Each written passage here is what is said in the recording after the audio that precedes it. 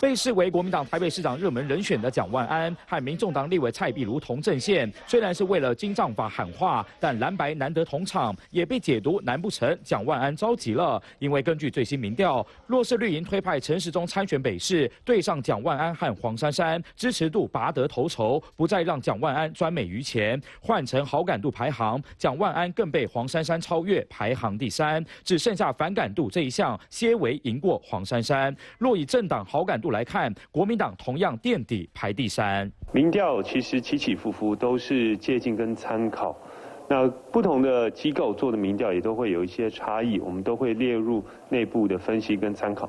还是老话一句，当做参考。但蒋万安要担心的不止这个，因为若把蒋万安和陈时中相比，蒋万安在20到34岁选民的好感度相对较低，陈时中则大幅领先。若是沙卡都局面，年轻好感度蒋万安更是直接垫底，落后黄珊珊10%。外界也分析，正是黄珊珊瓜分票源。黄珊珊因为拥有台北市政府强大的行政支援，她未来在民调上可能都还有上扬的可能。这对于台北市民来讲，也可能形成一个非常负面的观感。而面对柯文哲频频挖角泛蓝票源，黄珊珊若参选，势必影响蒋万安选情。虽然嘴上说当参考，但民调数字则显示，这场仗蒋万安恐怕无法轻松应战。三立全华大梦周凯之小组台北报道。